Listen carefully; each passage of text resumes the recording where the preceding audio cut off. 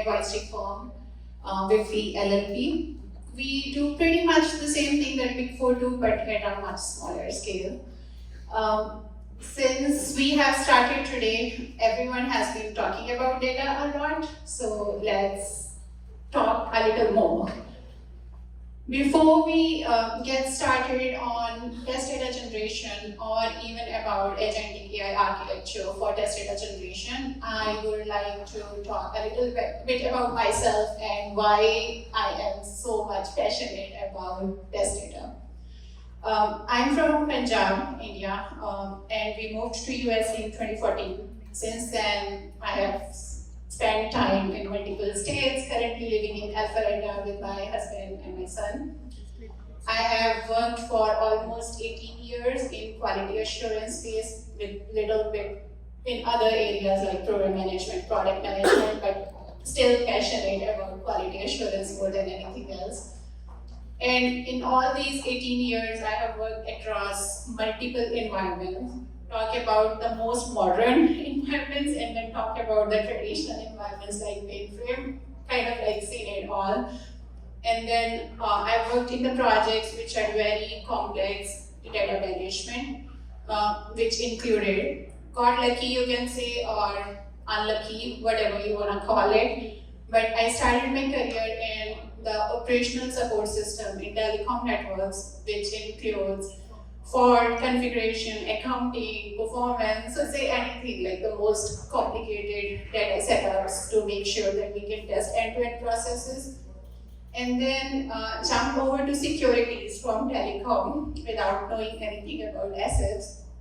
There also, we started working on, okay, how do you convert mutual funds or SMAs to ETFs, and then again, you have to meet compliance there, you have to meet privacy rights there, because you have to report compliance, you have to send compliance reports to federal agencies. So, got another layer of complexity when it comes to data. And then, as if that was not enough, I jumped over to retail from securities. And retail, honestly, I thought it would be better than securities, but it was worse off because there's no rules. It's all over the place, and you will get new promotions, new pricing rules. Like, you cannot even predict what your business is gonna ask you to do, and then you put peak seasons on top. Your performance goes from here to all the way here. Like, your systems need to support that. So, and it goes beyond the test environment management.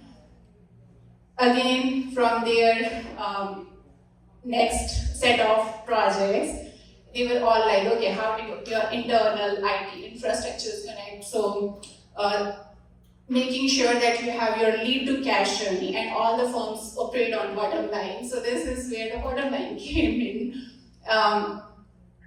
That includes having leads in CRM, then taking them over to ERP for your project services or for billing, then do your financials, send them over to data and analytics, then create your models there, generate reports there. So basically, I think I have seen pretty much everything, but I'll not be surprised if I jump over to another thing and then there's another thing coming in there. And just also want to talk about Wipfli, where I work, the kind of professional services offerings that are provided. So my firm, we work for a lot of assurance and accounting work, which includes a lot of PII data. We work for healthcare insurance, healthcare firms, insurance firms, or payment firms. Again, a lot of PCI data comes in, PHI data comes in. So, like, talk about any identifiable information and you get there. So when you want to test these systems in the lower environments, you need to either mask them all or you need to create your own data. But then when you try to mask these, and we'll talk about it later also, when you try to mask these, then it creates complications for testing, because then what are you validating and what are you certifying on? So that's where this whole test data generation comes in. And honestly, this is not a new concept. This has nothing to do with agentic AI per se, because when I started my career 18 years back, we were doing test data generation at that time also, but more like rules-based testing. It I have been working in like test data generation since then. But we'll talk about how agentic AI systems have made it easy or difficult to do test data generation now. Now, we talked briefly about this. We have data protection laws. You have European Union coming in if there's data in Europe. And my first few projects were based out of Europe, and they are always strict about it, not a new thing. And then you have your privacy laws in US or outside the US. So all those kind of like create complications when you want to migrate your data from production to lower level environments, and then put security risks on top of it. Someone can hack and kind of like take your whole client base. You don't want to do that. You might get into performance issues. Now, performance issues on both where you might have large data sets from production and you don't know what to put in the lower level environment, and you cannot really afford to create environments at the same scale as production or with the same capacity because it's going to be very costly. So you want subset of data coming in lower environments, and your systems break as soon as you try to put prod data into lower level environments, even if you have masked them. Or it could be the other way around, where it's like, okay, most of the time we don't have as much data, but when we go into peak season, we still want to see how much can we support. And you go there, and then it's like, okay, you want to do peak season validations, you want to do 10x of whatever you are supporting in production right now, and you don't have enough sample of data that you can use to kind of like mimic those kind of use cases in the lower level environments. That's where, again, you cannot really use broad data as is. And then making the data available to everyone. You might be working with third-party vendors, and you might be working with offshore teams, and then there are data laws that you cannot really move things to offshore. It cannot kind of like cross countries, boundaries, but you still need work getting done at offshore. So those concerns come in. And then quality of data, like, okay, just like we talked about pricing or promos, those are not there in production today, but we want to take them to prod and we want to test them in lower level environments to see, okay, what's going to be the impact before you put those things in prod. So you need to create those. Sometimes just copying data from prod is not possible, even if it's a recommended approach by someone. You cannot every time do that. And then I actually changed my presentation today. I had it for accounting earlier, but then I realized that it's getting too technical because dual accounting sometimes gets harder to understand for everyone. So change it to retail applications, and also because of the variety of use cases that are there in retail. And we talked about most of it. Complexity in retail, not only for privacy laws and not only for sensitive PII information in production, but also because of your complex business rules that you want to test in lower environments. And then you have omni-channel systems. You can shop in store, you can shop on website, you can shop on mobile. You have different taxation based on which zip code you're kind of like ordering to, where is your order coming to, it changes, and then your returns kind of like, returns have rules to like, okay, you want to return in 30 days, you'll get full refund, then you will not get it. Like, there are business complex rules which causes more complexity in data. And then seasonality and extreme scenarios, talk about Black Friday sale, talk about almost all the websites going down, Macy's, Kohl's, everything goes down, or you over order. And I was actually working for Kohl's when this happened. We went into Black Friday sale and there was an item, Ninja Foodies, which was a hot item at that time, and then there were sync issues between the backend inventory system and actually the Cassandra database, which your e-commerce takes up. And because of those sync issues, it wasn't deducting, it was taking time to deduct, even though it was in milliseconds, but people were ordering it like anything, and we ended up like overdoing it or people ended up over ordering it, and that was a big news in the newspaper. And those kind of things need to be validated. Business, you need to work with business to kind of like define those limits, where it's like, okay, what is going to be your KPI? What do we want to meet? And then you need to validate that in the lower environments. So that's where synthetic data comes in. It's faster, safer, scalable. Not easy to generate. We'll talk about techniques that we can use to generate, but you can easily comply with any privacy laws. You can easily generate data, unlimited test scenarios generation, and you can kind of like generate as less or as more as you want. Now, we'll talk about 4 generational methods. Rules-based logic, not agentic, I would say. This is something which we have been doing almost since testing has started, where it's like, okay, you define the rules, you define the business context, and then you create the data. You automate your scenarios using that data. It should match your predefined business constraints. It should match your predefined formats, including pretty much, I would say, all the testing that has been defined, where it's like, okay, your SKU should have maybe 3 alphabets and then 5 numbers. It's all based on rules. So rule-based logic, but we'll still talk about it because it's the foundation of data setup. And then GANs are the ones which are upcoming things, and I was talking to Swami, they have been doing it. They have implemented it recently. In GANs, it's mostly like 2 competing neural networks, where generator typically has smaller data set compared to discriminator, but based on that smaller data set, it generates data, and then it goes to discriminator, it competes against each other, and then you end up generating authentic data coming out of it. Then variational anti-encoders, they are more on statistical side, more used when you have really high privacy issues. Some healthcare companies are using it now, where it's like, okay, you don't want to share any PII data at all, but you still want to create the realistic data, where it's like, okay, this is how it will look in production. So it kind of like has multiple layers of statistical layers which come in there during encoding or decoding, and that's where you can use this.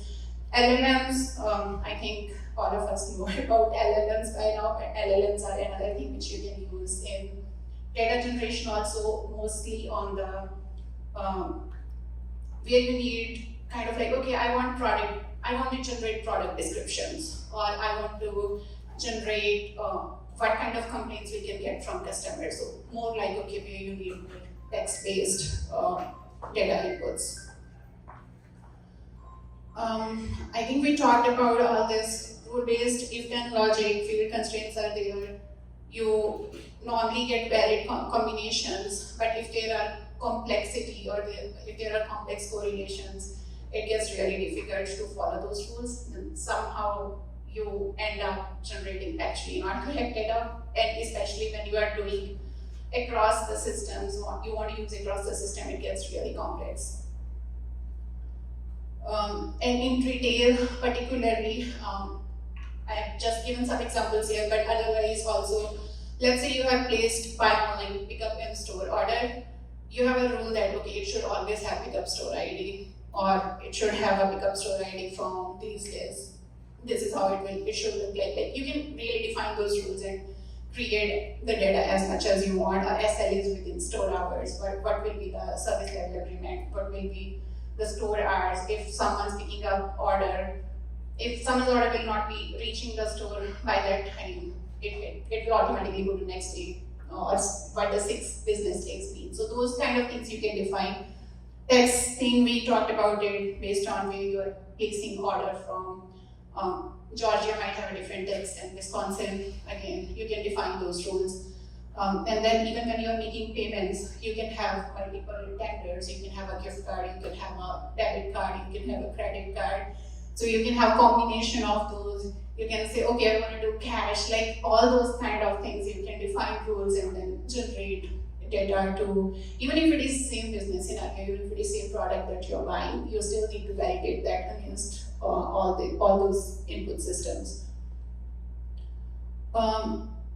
Recommended when you're testing the exact business rules, when you're testing the exact workflows, or where you are doing financial reconciliation, and that's really important, and you really want to make sure that you don't even have sense of difference. I think this is very useful that you do rules-based data. And then if you have compliance or auditability, where, again, just like I talked about, when we were doing ETF transformations, compliance was a big deal for us. So we were generating the full Excel files and we were kind of like validating the whole data which was going out there. But do not use it if you really want to mimic exact customer behavior, as in, what will I do if I go in there? These are the scenarios where sometimes manual testing is recommended too, where it's like, okay, you always need to have a human in the loop, where, okay, you have done all sort of automation testing, but let's get a human in the loop and get them to break the system, if nothing else. And then if you have like, let's talk about basket affinity. Those have really complex correlations. Do not use this data there. You have like specific categories, subcategories, or product informations. You also, if you kind of like need to generate lot of variety in a very small time, these do not work very well. I would say these don't work very well, but you don't have that kind of time to define all these rules. Then that's the point where you have to look at the other options, where like, okay, how can we use other methods to generate it now? And then GANs, we talked about it. You have a generator which creates fake data, discriminator which evaluates it against realism, and it keeps competing till the network, till the neural network, two neural networks generate almost real data. You can capture very complex real-world patterns here. Your hyperparameters, the way you are tuning it, the way you are configuring it is really important here, because those are the ones which will help discriminator define whether it is real data or fake data. And you can tune them to, like, when we started generating images earlier, they were not those detailed, but then you kind of like keep tuning your hyperparameters, and every time they keep getting better. There are challenges with using GANs where sometimes if your hyperparameters are not properly defined, this whole data model, it kind of like collapses. So that's where, again, I would say human in the loop comes into picture, where it's like, okay, yeah, this is not really getting me the data which I need. Then you go back and redefine your hyperparameters. In retail, typically right now, I was talking to someone in Goals, my old colleague, and they are actually implementing GANs for there. They are doing it for understanding, okay, what's the product's co-purchase patterns, or Kohl's is doing a partnership with Sephora. So what does the basket size look like for that? What is the basket size for Kohl's? What's the basket size for Sephora? Or when people are coming to do returns at Amazon, how much are they actually shopping for the products that are right in front of their eyes? So to mimic some of those use cases, they have already started implementing GANs. And then on e-commerce side also, they are using it for taking account of like browsing patterns, how long people are staying in the cart, and when are they ordering it, when are they just abandoning the cart and just going out of there. For generating ticket content in customer support, and then inventory and supply chain. Like it looks easy, but retail's overall system is very complex, because they have inventory coming from sometimes directly from vendors. Sometimes they are actually purchasing and keeping it in the store. Sometimes it's from the warehouses. Sometimes it's from the smaller regional nodes. All that, mimicking all that, and actually creating the demand pattern for the things like, okay, when do they need to, because they also need to replenish the inventory continuously. When do they need to do it? So all those things are getting mimicked using GANs right now.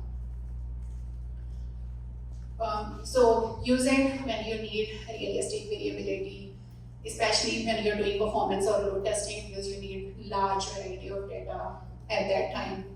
If you have fraud or abuse patterns which you want to mimic, like payment frauds, or someone's kind of doing abusing the system as in terms of returns, or there was a case where there was a big abuse around cold cash, and they were able to find using these methods.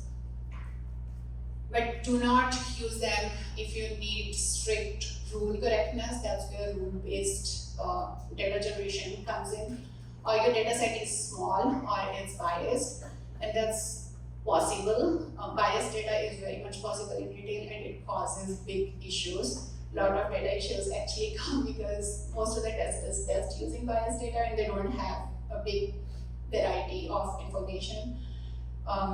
And then if you don't have any guardrails or for privacy, this is not recommended because that's where your VFs come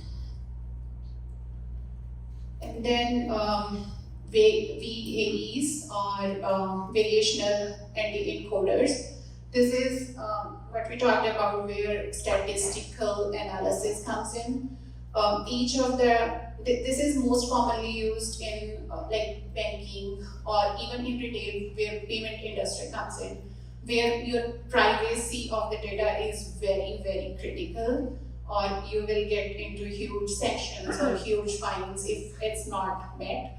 So this is where you give the sample to the system, you encode, decode it, and as you do it, the noise gets introduced for the data which is critical. You define the rules so that you add the noise for those signals, and then you compress the data. So when you want to generate data from it, it kind of takes sample and then decodes it further, basically reconstructs the data from there. From use cases perspective, if you have to comply with privacy rules, just like we talked about, you use this.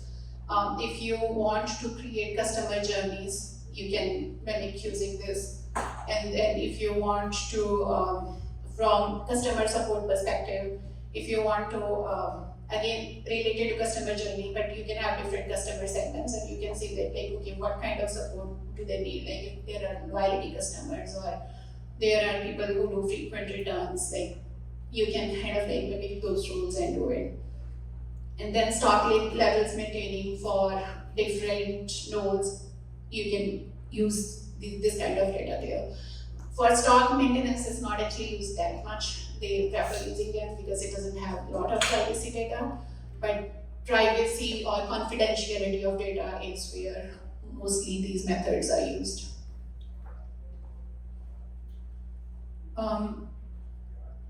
We talked about this, so I'm just gonna in the interest of time. And then LLMs, this also we discussed, use them. So this one has mostly okay, you create a vector, you put transformer block on top of it, and then you are able to generate the multiple agentic data out of it, more close to agentic than any of the other data generation techniques. But this one also has limitations where, okay, if you have factual inaccuracies, it's really difficult to find because it's just the data which is generated, and you can't really map it to anything just like you can do in rule-based. So sometimes you kind of continuously do prompt engineering, you continuously retrain the transformer block again and again to come up with the robust data before you can use it in your environment. So this Just some examples, you can do SKU descriptions, you can do category labels, like when you're putting on website, what labels can customers search it with. You can do product names, you can do descriptions, specifications. For customer support, you can do support tickets, inventory supply, to supplier communication, any kind of communication that you will do with suppliers, or let's say putting the new stock for new inventory. All those things you can test with it. Like, okay, if you're actually using it for communication, how well that comm is going with your third-party vendors. I'll just skip this one also in the interest of time. And then from the techniques perspective, we talked about these techniques, but mostly none of these techniques are used independently, except probably rule-based in the automation systems. Most of these techniques are used in combination with each other, especially because you want to test end-to-end journey. And end-to-end journey, sometimes it needs to follow rules, some other parts where it needs to meet privacy requirements, and some other parts where you need to generate bulk data. So that's where the hybrid techniques come in. That's where the agentic models come in, where you create agents for different kind of rules or different kind of data generation, and then you put them all together in an architectural form to create the hybrid data techniques. Now, how do they actually fit in the overall agentic architecture? Whatever we talked about till now, they are tools, they are techniques to generate data, but they are not agents. So you create agents there, you put model on top of them. These tools are integrated with the agents. You give the context to the agent, which includes how will it memorize, or what are the rules that you are setting the agent for. You give the context to the agent. You do kind of like define the boundaries for decision making, and then you include any of these layers you can have for LLM, if it's a LLM tool that you're going to use, or rules-based, or can be VI. So all of these you define as you create the agent, and then we call it agentic because it will keep retrying till you are confident with the data. So that's where feedback loop comes into the picture. You keep retraining the agents, you keep asking clarification question, it keeps generating new data for that. So the form-based layer, the tools form-based layer, and then you put agent on top of it to generate what you want to generate. And again, you put all the agents together, and that forms your agentic architecture, especially if you talk about, I want to test my systems. Now I have leads which are coming from CRM system, and then I'm winning those leads. They are going to ERP systems. They are getting qualified as projects, and they're getting qualified as projects, and then generating financial data. Now when I go to get an analytics system, I'll have leads data, I'll have projects data, I'll have billing data coming in, I'll have financials data coming in. Now all of those things are coming and sitting together there. And I have data models which I want to build on top of them, and I want to build, validate them, I want to generate reports on them for my business users. And all of that will not be possible if the data across these agents are not, if they are not talking to each other, if they are not sending consistent information to the DNA systems, and that's where we will kind of like put all the agents together, create a common system, and then do the final data model validations or reports validation based on how these agents talk to each other. Now, what can you do more about create awareness, build trust, figure out what is your implementation strategy? You can go with vendors, or you can kind of like create your own system. What you need to do the market research to build the capabilities. Do you want to build it in-house? Do you want to go with the vendors which are already there? What will work better for you all? What combinations will actually fit your testing and what combinations will fit your business strategy. Creating continuous alignment with board members and with the leadership team, that's again very important, because with the way AI investments are getting scrutinized, you have to kind of like justify ROI. You have to show, okay, if you're doing it manually or if you're using the traditional automation techniques, what's the value that you're adding with these? And tokens are costly. If you're consuming tokens, you have to kind of like justify the cost for that, and where are you saving it? Everyone's asking that question.